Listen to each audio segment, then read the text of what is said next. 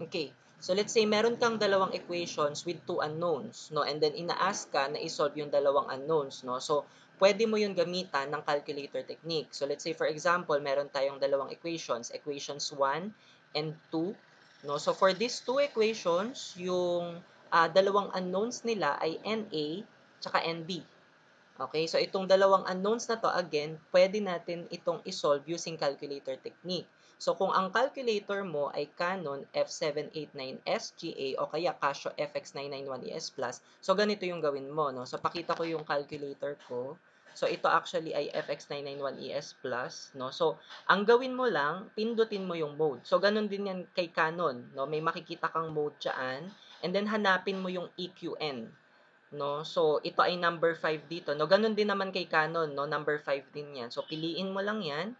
And then, ito yung lalabas, no? So, piliin mo lang dito, no? Kung Canon yung calculator mo, piliin mo yung two unknown equation. But in this case, for this calculator, piliin mo to, yung ax plus bny is equal to c. Yan yung corresponding sa two unknown equation, no? So, piliin mo yung 1. Okay, so makikita mo yung table na ito, no? After choosing that, no? Kung ang calculator mo naman ay ClassWiz, okay, na Casio, no, hanapin mo lang yung menu, and then hanapin mo at saka piliin mo yung equation or function, and then piliin mo yung simultaneous equation, and then piliin mo yung two unknowns.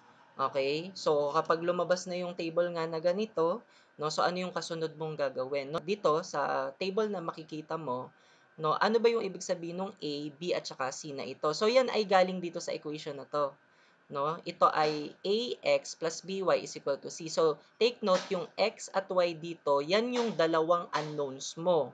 And then, yung a naman, yan yung coefficient or the numerical value that comes with the first unknown. Yung b, yan yung coefficient or the numerical value that comes with the second unknown. And then, yung c naman is yung constant term natin, no? So, ang gagawin mo, no, let's say dito sa dalawang equations natin, i-assign mo alin dyan sa dalawang unknown yung magiging x at ano yung magiging y. Okay, so let's just say here, ang i-assign natin kay x is si NA. And then, ang i-assign natin kay y is si NB. And then, the next thing that you have to do, kailangan mai-arrange mo yung dalawang equations natin in this form. No, ax plus by is equal to c. So, itong dalawang equations na to, kailangan magawa mo siyang sa ganyang form. No? So, yung c dito, take note, ay constant term. So, dapat yung constant term ay nandun sa kabilang side. Okay, so gawin natin yun. Itong equation 1, walang problema kasi naka-arrange naman siya in that way. No? Yung dalawang unknowns natin na NA at NB nasa right side, naka-arrange na rin yan na X yung NA, yung NB yung Y, and then yung constant term naman natin dito ay 0 lang. No? Dito naman sa second equation, yung NA at NB dapat nasa left side, magkasunod yan. NA, X, yan yung X, and then yung NB, yan yung Y. And then yung constant term natin na to, na 400 times 14, ilipat mo siya dun sa kabila. So kapag nilipat mo siya sa kabila, it will become negative 400 times 14. So mula dito sa na-arrange natin na equations na ito, no, pwede na natin yan i-input sa calculator. So what you're going to do dito sa A, no, mag-start tayo dun kay equation 1, yung ilalagay mo dito kay A, again, yung numerical value that comes with the first unknown. So ano yung numerical value that comes with the first unknown? Sin 60. So lagay mo lang dito yung sin 60. Okay, how about dito kay B? So, ito naman yung numerical value that comes with the second unknown.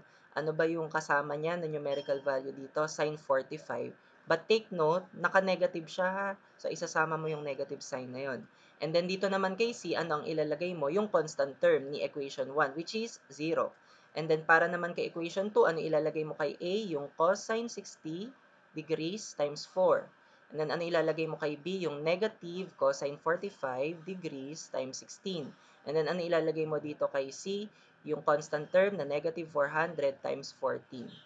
Okay? So, from here, sige, pindot natin siya sa calculator. Alright. So, from here, for equation 1, ang A niya ay sin 60. Okay?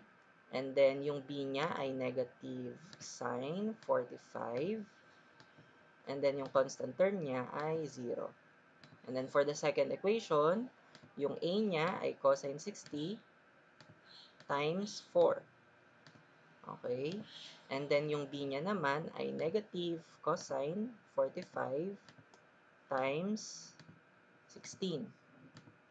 And then yung C niya is yung constant term, negative 400 times 14. Okay? And then just press equal. Itong lalabas na x, this will be the value of your NA. Kasi yun yung inassign mo sa x, diba? Sa NA. So, sulat natin siya. So, ang NA ay 472.31849. Okay, your NB naman will be, okay, press mo ulit yung equal, 578.46965. 46965. So, these are already the answers. Okay, ganun lang siya kasimple. Alright? Alright.